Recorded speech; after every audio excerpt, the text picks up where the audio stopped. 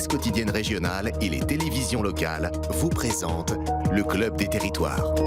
Toujours autour de la question de l'énergie. On va commencer par la question des coupures d'électricité qui inquiètent les Français. Emmanuel Macron a tenté de rassurer en fustigeant les scénarios de la peur, en affirmant que la France va tenir cet hiver. Mais ce sujet est revenu hier au Sénat lors de la séance de questions d'actualité au gouvernement. On va écouter cet échange entre le sénateur communiste Pierre Ouzoulias et le ministre de l'Industrie Roland Lescure. En septembre 2020, le président de la République célébrait la France comme le pays des Lumières et de l'innovation et raillait ceux qui préféraient le modèle Amish et le retour à la lampe à huile. Cet hiver, la France des Lumières va basculer en mode Amish et s'éclairer à la lampe à l'huile et à la bougie. Comment la 7e puissance économique mondiale a-t-elle pu devenir en si peu de temps un pays en voie de sous-développement? Le plan de prévention a été extrêmement calibré. L'application EcoWatt permet de prévenir ces délestages bien en avant.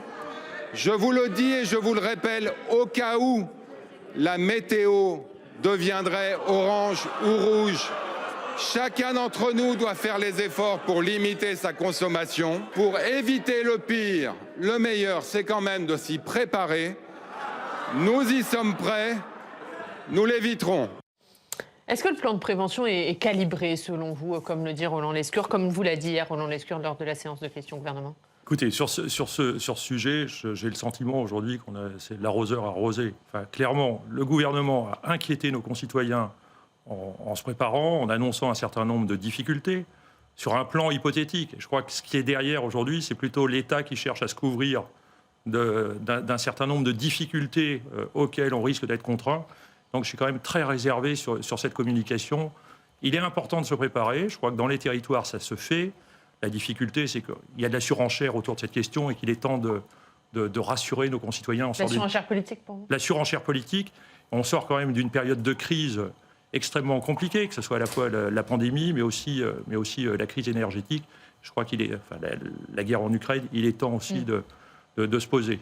Ouais, les territoires, les collectivités s'y préparent à ces éventuelles coupures d'électricité? Elles s'y préparent, mais elles dépendent du fameux plan national que vous avez évoqué. Et aujourd'hui, elles considèrent que les mesures ne sont pas opérationnelles. Elles seront prévenues à 17h la veille. Elles préféreraient être prévenues à midi. Et puis, il y a un certain nombre d'équipements qui ne font pas partie des mesures d'exception. Je pense à tout le secteur de l'assainissement qui peut poser un certain nombre de difficultés. Donc, clairement, personne n'est prêt aujourd'hui. Ouais, personne n'est prêt. Emmanuel Macron, il fustige les scénarios de la peur. Et pourtant, hier, dans sa réponse, Roland Lescure, il n'exclut pas, lui, la fermeture des écoles. Est-ce que, du coup, le scénario de la peur est quand même là? Ça fait partie des inquiétudes des Français de voir les écoles fermées. Non, mais je crois qu'on est dans une situation exceptionnelle qui n'a pas été anticipée.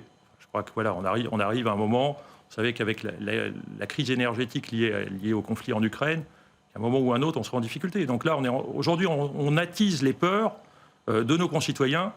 Moi, j'ai le sentiment qu'il faut qu'on se prépare, mais dans la sérénité et non pas dans des scénarios. Le scénario du pire peut toujours arriver, mais je crois qu'il faut plutôt être dans quelque chose, être attentif plutôt à ce qui va se préparer. Ouais. Est-ce que politiquement parlant, ça vous paraît bien joué, Jean-Baptiste, de la part du gouvernement, d'annoncer en amont un scénario en finalement misant sur le fait qu'il n'arrivera peut-être pas? Non. Enfin, clairement, Emmanuel Macron, c'était l'homme de la Startup Nation et de l'agilité. On voit bien ce sénateur communiste qui a beau jeu de dire que la 7e puissance mondiale a basculé dans le noir, dans la décroissance, dans un système Amish, dit-il. C'est le retour à la lampe à huile. Donc, effectivement, on est sur un peu un jeu de rôle entre la majorité et l'opposition. Opposition qui a beau jeu de dénoncer ce plan. Est-ce que si on en est là aussi, parce que si on prévoir ces éventuelles coupures d'électricité, c'est parce qu'il y a une baisse de la production d'énergie en France, liée à la fermeture d'une vingtaine de réacteurs. Est-ce que du coup, ça a été une erreur de vouloir baisser la part de nucléaire et de ne pas investir dans l'entretien de ces réacteurs? À titre personnel, je pense que ce débat, il aurait dû se poser non pas il y a 10 ans, mais il y a bien en amont. En fait, la question n'a pas été tranchée de savoir si aujourd'hui on est pro-nucléaire, on ne l'est pas. La difficulté, c'est que ce débat revient au moment où on a de grosses difficultés dans le pays. Certes, le mixte aujourd'hui est une solution, mais on voit qu'il va mettre du temps à se déployer. Donc là, il y a cette difficulté. Après, sur les fermetures, elles sont aussi liées à un événement qui est la découverte de ces micro-fissures dans le nucléaire. On peut se féliciter qu'à un moment, on ait fait le choix aussi d'arrêter. C'est vrai qu'aujourd'hui, c'est le scénario sécuritaire qui s'applique. Quand il y a une difficulté, on arrête les réacteurs. Donc voilà, on peut aussi s'en féliciter. Derrière, il y a la précaution. Sauf qu'on arrive à un moment où il faut aussi qu'on avance.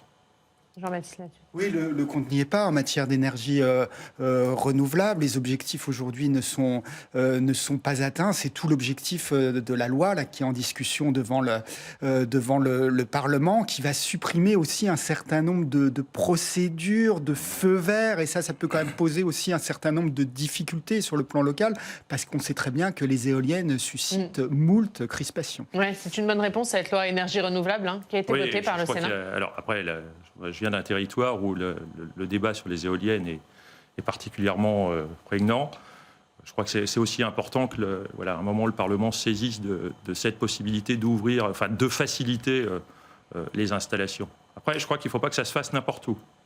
Il faut que la concertation, elle s'organise avec les territoires pour bien anticiper les lieux et les lieux où ils seront installés. Oui, et veiller à l'acceptabilité, évidemment, c'est aussi l'un des enjeux. Alors, il n'y a pas que le manque d'électricité qui inquiète, il y a aussi la hausse des prix de l'énergie pour les ménages, les entreprises et aussi les collectivités. Pour les mairies, cette augmentation des prix vire au casse-tête. De nombreux élus ne savent pas comment boucler leur budget 2023. Samia Dechir nous emmène à Fontenay-aux-Roses, dans les Hauts-de-Seine, une commune de 25 000 habitants dans laquelle les dépenses vont exploser l'an prochain.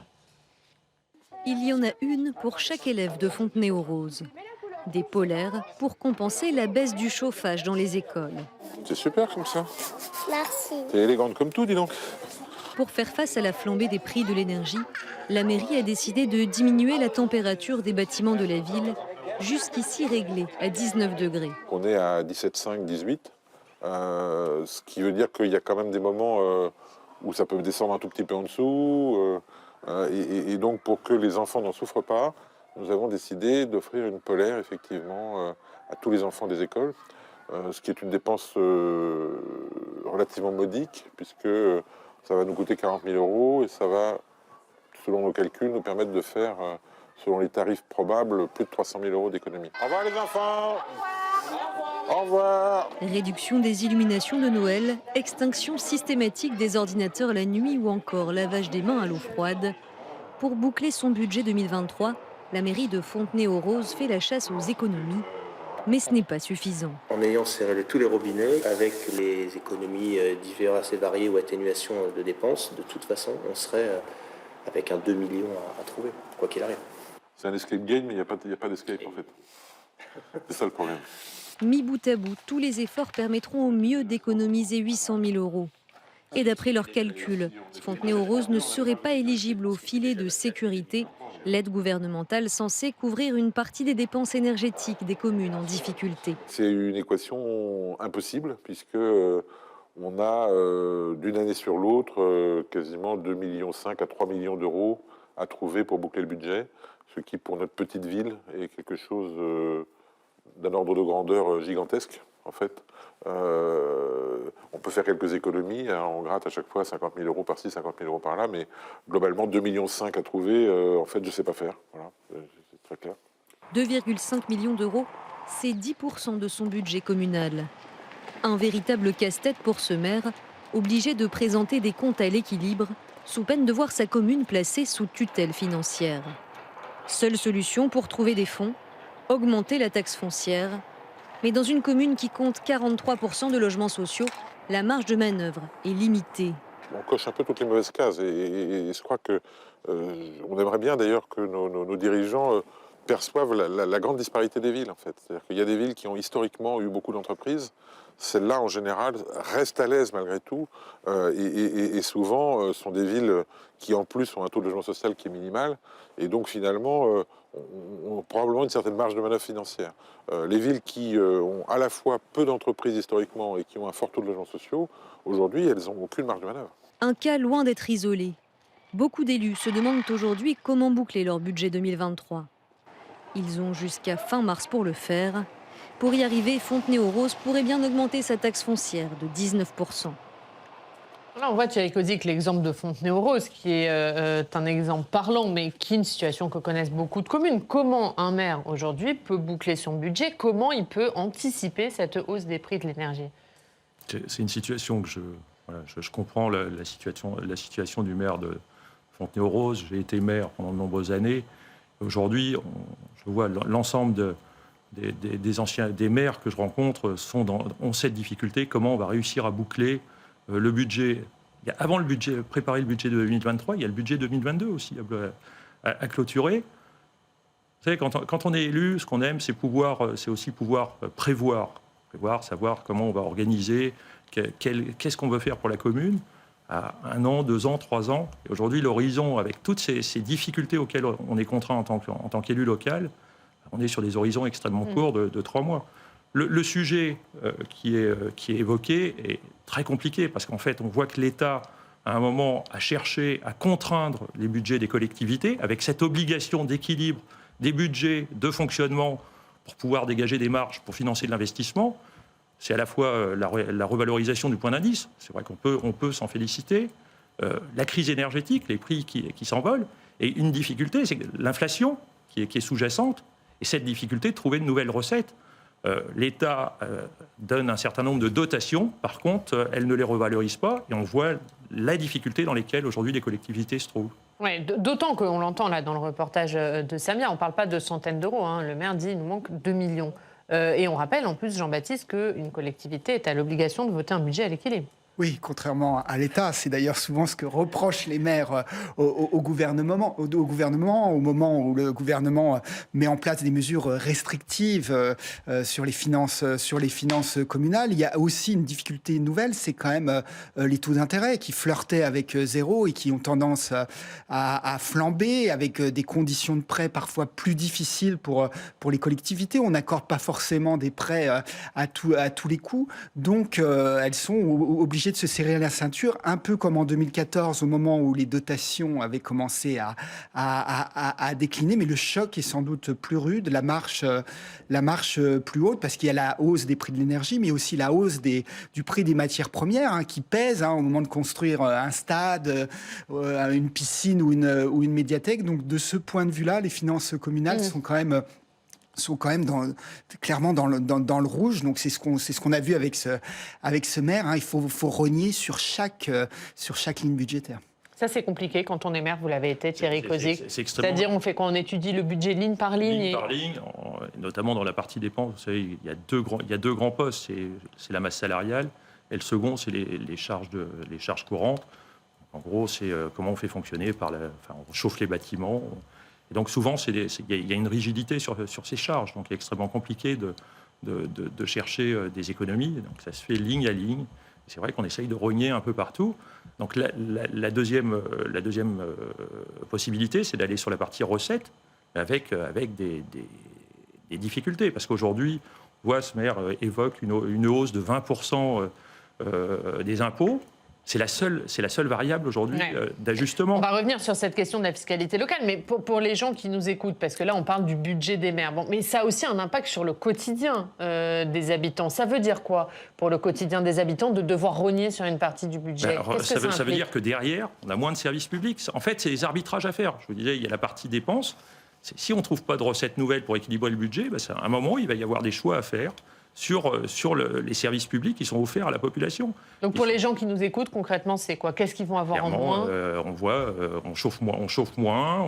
Après, l'arbitrage, il y a le principe de libre administration dans les collectivités fait que c'est aussi à chaque équipe municipale d'aller faire des choix, mais ça peut être sur le chauffage, ça peut être aussi sur la restauration. Souvent, c'est des choix qui sont pas faits. C'est compliqué. Franchement, il faut chercher ligne à ligne. Ça peut être aussi sur le budget culturel, malheureusement, ou sportif. Faire des choix, ça va être aussi comment on assure le vivre ensemble avec les associations. Si on obligé de diminuer les subventions aux associations, on voit que c'est l'ensemble de la communauté. Moins de manifestations dans la commune aussi. Moins de manifestations, c'est l'ensemble de la communauté qui est impactée. Jean-Baptiste. Oui, on a des budgets qui sont très énergivores. Je pense en particulier aux piscines. Donc, l'une des solutions peut être de réduire les horaires à la piscine. Le poste qui risque vraiment de pâtir le plus de cette situation, c'est l'investissement, évidemment. Le risque, c'est que la machine se mette à l'arrêt. Un maire qui était interviewé dans la Gazette des communes nous disait en fin de mandat, généralement, on coupe le ruban. Là, on va peut-être simplement poser la première pierre. Ouais, et 12% des maires, c'est une étude IFOP, 12% des maires envisagent de ne pas payer le surcoût à régler leurs fournisseurs d'énergie. Vous les comprenez, ces maires ? Oui, je comprends la difficulté dans laquelle ils sont. Pour rebondir notamment sur la partie investissement, c'est aussi, on nous demande de faire un certain nombre de travaux pour baisser les factures énergétiques. La difficulté, c'est que derrière, on impacte aussi, quand on sait qu'il y a 70% aujourd'hui de l'investissement public qui est porté par les collectivités, c'est l'ensemble de l'activité économique qui est aussi impactée par cette difficulté que rencontrent aujourd'hui les communes. Ouais. Et alors, les maires connaissent des difficultés, mais le gouvernement, Audrey, a pris des mesures pour tenter d'aider les collectivités locales qui prennent de plein fouet cette crise énergétique. Oui, avec ce mot d'ordre de l'exécutif, aucune collectivité ne doit être laissée sur le bord du chemin. Et pour cela, il déploie tout un attirail. Tenez-vous bien, le filet de sécurité, le bouclier tarifaire, l'amortisseur électricité. On va essayer d'y voir un petit peu plus clair. Concernant le bouclier tarifaire, on sait tous ce que c'est puisque ça concerne aussi les particuliers. Mais il faut savoir qu'il est aussi mis en place pour les collectivités locales, les plus petites, moins de 10 salariés, moins de 2 millions d'euros de recettes. D'après le gouvernement, il y en aurait 30 000 concernés. Les élus, les sénateurs ne sont pas forcément d'accord sur ce chiffre. C'est un plafonnement de la hausse des prix du gaz et de l'électricité. Et au 1er janvier, ce plafonnement passera à 15%. En plus de cela, on a le filet de sécurité déployé par le gouvernement pour les communes, les départements, les régions dont la situation financière s'est dégradée cette année. C'est une prise en charge jusqu'à 70% de la hausse des prix de l'énergie et de l'alimentation et jusqu'à 50% de la masse salariale avec la revalorisation du point d'indice, on en a parlé. Mais pour cela, il faut justifier de difficultés. Et puis enfin, vous savez qu'en fin d'année, de nombreuses communes négocient leurs contrats d'énergie à venir et avec l'explosion du prix de l'électricité, elles sont évidemment revues à la hausse. Il y a donc l'intervention de l'amortisseur du gouvernement. Ça concerne les collectivités qui ne bénéficient pas du bouclier. Dans les faits, si le prix du mégawattheure dépasse 325 €, alors l'État prend en charge la moitié de la facture et ce de manière automatique. La Première ministre a aussi promis de simplifier l'accès à ces aides, d'où l'aspect automatique, car pour l'instant, c'est une très grosse usine à gaz et certaines collectivités renoncent à ces aides. Et Elisabeth Borne, elle a aussi promis une augmentation de la dotation globale de fonctionnement des collectivités. Oui, c'est ce que l'État verse aux collectivités tous les ans. Et cette année, Elisabeth Borne s'est félicitée de son augmentation. Écoutez, c'était au congrès de l'Association des maires de France. Nous avons décidé d'une augmentation de 320 millions d'euros de la dotation globale de fonctionnement. Une hausse de la DGF, c'est une première en 13 ans. Et grâce à cette décision, 95% des communes verront leur DGF se stabiliser ou augmenter. Une augmentation donc, mais pas d'indexation sur l'inflation comme le demandent certains élus. Sachez pour la conclusion qu'en amendant le budget, les sénateurs dont vous faites partie ont fait le choix d'indexer la DGF sur l'inflation. Il faut savoir si ça restera dans le texte final. Vous avez des doutes ? J'ai pas de doute. Sur le fait que ça reste dans le texte final. C'est moi qui portais cet amendement pour le groupe socialiste. Donc, vous croyez que ça restera le cas du 49.3 ? Malheureusement, non. Mais ça pose quand même des difficultés, parce qu'on voit quand même que cette revalorisation de 330 millions, aujourd'hui, n'est pas suffisante. Il manque 800 millions, en gros. Il aurait fallu au moins, dans la difficulté dans laquelle sont les collectivités aujourd'hui, je pense qu'il aurait fallu... Ça fait quand même depuis 40 ans, près de 40 ans, 1985, on n'a jamais eu une inflation d'un tel niveau. Et donc je pense que l'effort de la part de l'État aurait dû être plus important. L'État a été capable d'accompagner depuis 6 ans les entreprises. Je pense qu'il aurait pu faire un effort un peu plus conséquent en direction des collectivités territoriales. Ouais. Est-ce que... alors, il y a beaucoup de dispositifs, il faudrait nous les rappeler, mais par exemple, on entendait le maire de Fontenay-aux-Roses dans le reportage dire pour le filet de sécurité, nous, on n'est pas éligible. Il y a un problème de ciblage de ces aides ? Oui, il y a un problème de ciblage qu'a reconnu d'ailleurs Elisabeth Borne lors du congrès des maires. Elle a assoupli un certain nombre de critères, de seuils. On n'est pas encore à la fin du marathon marathon budgétaire, mais je pense que c'est le but quand même de tout le monde, hein, sur tous les bancs, d'arriver quand même à un dispositif équilibré. Le gouvernement considère aussi que les collectivités ne sont pas en mauvaise santé financière. Et c'est vrai que ça a été confirmé par la Cour des comptes. Hein. La plupart des collectivités ont retrouvé leur marge de manœuvre d'avant le Covid, aussi grâce au soutien du gouvernement. Le gouvernement est quand même présent aux côtés des collectivités, mais sans doute pas dans l'ampleur que souhaiteraient les élus. Vous pouvez dire que le gouvernement est derrière les communes, soutient ces communes? Non, mais les dispositifs sont là pour accompagner. Simplement, je ne dis pas qu'il n'y a pas de soutien. Je pense qu'il n'est pas à la hauteur de l'attente. Voilà, et je pense qu'on a une difficulté passagère. L'année 2023 n'est pas sous les meilleurs augures.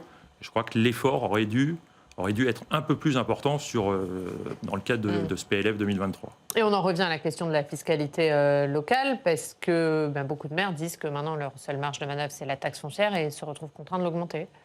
Oui, ils se retrouvent contraints, pas tous, hein, finalement. Il y a surtout des grandes villes qui augmentent la taxe foncière, évidemment. Paris, avec cette hausse de 50% qui a défrayé la chronique ces dernières semaines. Mais on a aussi Marseille, on a Strasbourg, on est entre 10 et 20%. Mais toutes les collectivités bénéficient de fait d'une hausse, en fait, de cette taxe foncière, parce qu'il y a une revalorisation de ce qu'on appelle les bases forfaitaires. Je vous regarderai de vous préciser le calcul, Oriane, parce que je ne le connais pas, pour rien vous cacher. Donc on est à 7%, c'est-à-dire au niveau de l'inflation. Donc quand même, c'est une façon de retrouver un petit peu d'oxygène, sauf quand on se trouve dans des villes comme Fontenay-aux-Roses, où il y a très peu de propriétaires. Donc finalement, il y a très peu de recettes de taxes foncières, et c'est tout le problème, effectivement. Les collectivités n'ont plus que ce levier-là pour bouger un certain nombre de curseurs. Et ce que disait le maire de Fontenay-aux-Roses, on a de grandes disparités territoriales. Il y a un risque là aussi de fracture sur ce sujet, Thierry Cozic? Non, mais il y a un risque de fracture. Enfin, je crois qu'on a aussi un gouvernement qui a organisé l'attrition des finances locales. On a supprimé la taxe d'habitation, qui était un engagement de campagne, simplement. Dans mon entourage, dans les maires que je rencontre, j'entendais pas, même dans les citoyens, j'entendais pas une demande de supprimer le lien entre le citoyen et la commune. La prochaine étape, c'est la CVAE, sur lequel, pareil, le Sénat... La cotisation sur la valeur ajoutée des entreprises. Cotisation sur la valeur ajoutée des entreprises, sur lequel le Sénat est revenu. Donc en fait, aujourd'hui, sous une volonté aussi de décentraliser, de redonner du pouvoir aux collectivités, l'État cherche à recentraliser sur les finances locales. Clairement, j'ai le sentiment que demain, il cherche à supprimer la fiscalité locale pour donner des dotations et surtout contrôler ce que pourra faire chaque commune. Ouais, c'est un peu un serpent de mer, ça, on a l'impression, hein, Jean-Baptiste, cette question de la fiscalité locale, de comment on peut repenser cette fiscalité locale. Oui, alors vous savez, vous lisez les contributions de l'Association des maires de France dans les années 30, c'était déjà le débat, donc je crains qu'il ne soit pas clos de sitôt. Ouais, mais comment on fait? Parce que vous, évidemment, les maires demandent plus de pouvoir. Vous avez le sentiment, vous, que l'État n'est pas prêt à lâcher du lest sur cette question de la fiscalité? Non, sur la fiscalité, clairement. Et puis, je suis le premier à me dire, est-ce qu'à la prochaine campagne présidentielle, on n'aura pas un candidat qui va annoncer la suppression de la taxe foncière? Puisqu'aujourd'hui, c'est plutôt comme ça que ça passe. On annonce, voilà, c'est les engagements de campagne, et puis après, on regarde les effets. Donc, mon sentiment, c'est qu'il est temps qu'il y ait un grand débat transpartisan pour savoir ce qu'on veut pour nos collectivités, comment on les accompagne. Est-ce qu'on est pour un grand pacte girondin?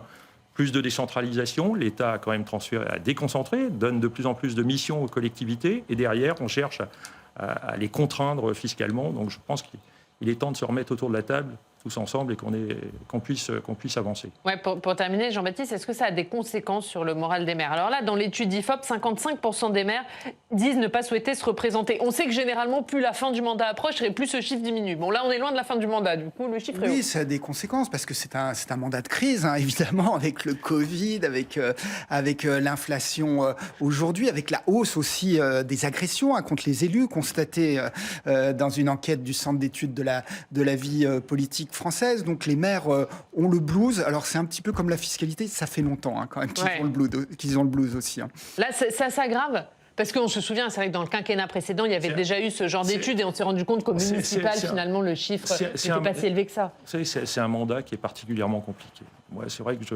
aujourd'hui, j'admire les citoyens qui s'engagent dans les mandats locaux. On est sur un mandat extrêmement compliqué qui a commencé le jour de l'élection par un confinement de 2 mois. Vous savez, quand en général, on monte en puissance pendant la campagne électorale et dans la foulée, on est élu, on décline le programme et on est parti et toute l'équipe.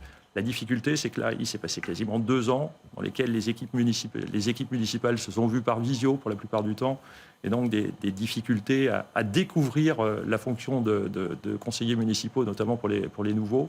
Et je crois que là, voilà, aujourd'hui, ça fait quand même... En 2014, on entendait qu'il y aurait plus de 50% des maires qui ne se représenteraient pas. Ça n'a pas été le cas au fur et à mesure qu'on approche. Mais je sens quand même qu'il y a une tension de plus en plus extrême. Les équipes municipales sont quand même assez tendues. Et moi, j'espère, vraiment, c'est le vœu que j'aimais en cette fin d'année, c'est qu'il y ait des perspectives qui soient un peu plus réjouissantes pour les 3 ans qui restent. Un mot de conclusion, Jean-Baptiste. Oui, c'est un mandat de sobriété, hein, comme dit Elisabeth Borne, mais de la sobriété à l'austérité, en fait, il n'y a qu'un pas, et on est quand même en train de basculer dans un modèle d'une certaine manière décroissant, qui ne correspond pas au modèle des communes qui ont quand même massivement investi depuis les débuts de la décentralisation, il y a maintenant 40 ans.